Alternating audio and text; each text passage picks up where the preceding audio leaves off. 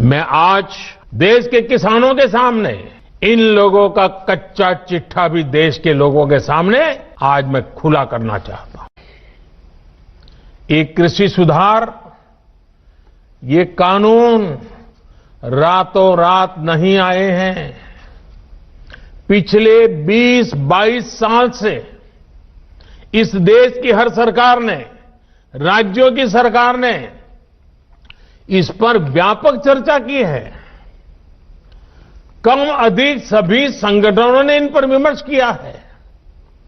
देश के किसानों के संगठन, कृषि एक्सपर्ट्स, कृषि अर्थशास्त्री, कृषि वैज्ञानिक, हमारे यहां के प्रोग्रेसिव किसान भी लगातार कृषि क्षेत्र में सुधार की मांग करते आए हैं।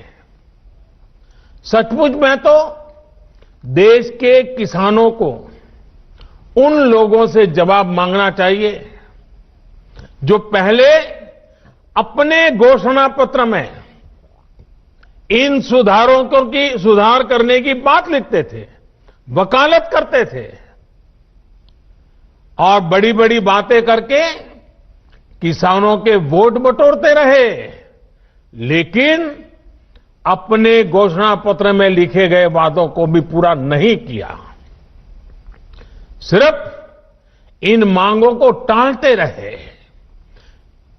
क्योंकि किसानों की प्राथमिकता नहीं था और देश का किसान इंतजार ही करता रहा। अगर आज देश के सभी राजनीतिक दलों के पुराने घोषणा पत्र देखे जाएं, तो उनके पुराने बयान सुने जाएं, पहले जो देश की कृषि व्यवस्था संभाल रहे थे, ऐसे महानुभावों की चिट्ठियां देखी जाए, तो आज जो कृषि सुधार हुए हैं वो उनसे अलग नहीं है। होता क्या है? होता ये है कि किसान की पैदावार सस्ते से सस्ते दामों खरीदी जाती है और शहर में महंगे से महंगे दामों बेची जाती है। क्या मैं पूछना चाहती हूँ, क्या किसानों का हक नहीं बनता है कि उनके पैदावार की सही कीमत उन्हें मिले? क्या शहर में आम इंसान का ये हक नहीं बनता है कि रोजमर्रा की जरूरत की चीजें उन्हें भी सही दाम पर मिले? ये कब संभव होगा? ये तभी संभव है जब किसान बिना किसी बिचौलिए के अपनी पैदावार सीधे शहर तक पहुंच सके। मगर ये अच्छा है, किसान के लिए अच्छा है। आज किसान को एक विकल्प देने की जरूरत है। जितना विकल्प दे सके उतना अच्छा है, खराब नहीं है किसान के लिए। आज किसान जब सीजन आता है तो अपना आलू 2 रुपए 1 रुपए किलो में बेचता है, उसके 3 महीने बाद अपना ही आलू भी 30 रुपए और 40 रुपए में खरीदने का मजबूर होता है। ऐसे टमाटर की बात है। अपनी ट्रॉली का डाल खोल के किसान सड़कों के ऊपर अपना आलू गिरने को मजबूर होता है, जो फोटो दिखा रहे थे पंजाब के जो सांसद हैं। ऐसे जो किसानों को जितना विकल्प दें वो उनके लिए बुरा नहीं हो सकता। विकल्प देने की आवश्यकता है। और कोई ये बाध्य नहीं है कि भाई इन्हीं को देना पड़ेगा। अगर मल्टी ब्रांड रिटेल का कोई एफडीआई के अंदर जो स्टोर है वो किसान को ज्यादा भाव देगा, किसान उसको देगा। कि देश का किसान बेवकूफ नहीं है। देश के किसान को मूर्ख ना समझिए। जो किसान को ज्यादा भाव देगा, किसान अपना फसल उसको देगा, किसी और को नहीं देगा। अगर आड़तिया देगा तो आड़ती को देखो, जिनको आपने किसान होता है और बेचना जाता है तो उसके पास कोई मार्केट नहीं है, उसको मालूम नहीं किस मार्केट में जाना है। अगर मंडी जाता है तो 35 से 40% सामान खराब हो जाता है। और इस बीच में 8 लोग कमीशन एजेंट होते हैं, बीच में 8 कमीशन एजेंट बिचौलिए। और ये स्टडीज की गई हैं और मेरे पास आंकड़े हैं कि बेचारे किसान को 15 से 17%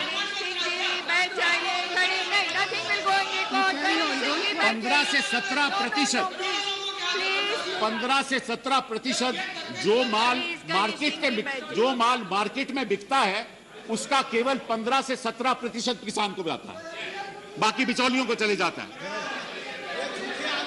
तो आप विपक्ष के नेता और विपक्ष दलों को यह तय करना है कि वो किसान के साथ हैं या बिचौलिए के साथ हैं।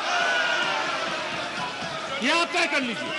फेडरल स्ट्रक्चर है, लेकिन अगर आप चाहो कि उन प्रदेशों में जहां के मुख्यमंत्री चाहते हैं कि हम लागू करना चाहते हैं, वहां कैसे आप विरोध कर सकते हैं? ये एक नया नियम पैदा हुआ है, एक नया डेफिनेशन ऑफ फेडरल स्ट्रक्चर है कि एक प्रदेश दूसरे प्रदेश को कहेगा मैं तो यहां लागू नहीं करूंगा, लेकिन तुम्हें भी लागू नहीं करने दूंगा।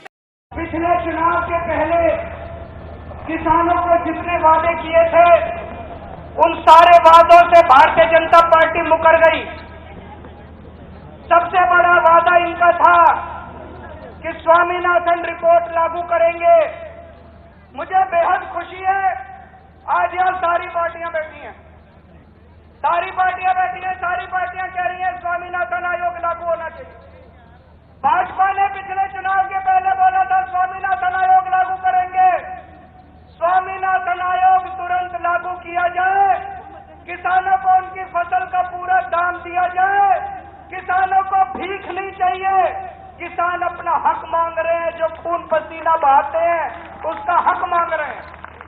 अगर किसानों को उनकी फसल के पूरे दाम मिल गए, किसान दोबारा आपसे अपनी कर्ज माफी कराने के लिए कभी नहीं आएंगे। अपना कर्ज वो खुद कर लेंगे, अपने बच्चे की शादी खुद कर लेंगे, अपनी घर में कोई बीमार होगा खुद कर लेंगे।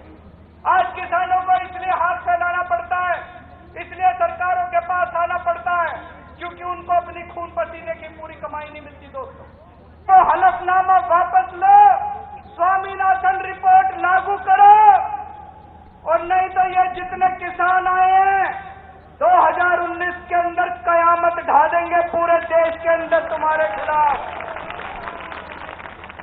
ये भी पूछ रही हैं, पब्लिकली पूछ रही हैं, हमारे कृषि मंत्री टीवी इंटरव्यू में कह रहे हैं, मैं खुद बोल रहा हूं कि भाई आपको कानून में किस क्लॉज में क्या दिक्कत है बताइए। जो भी दिक्कत है वो आप बताइए। तो इन राजनीतिक दलों के पास कोई ठोस जवाब नहीं होता, और यही इन दलों की सच्चाई है।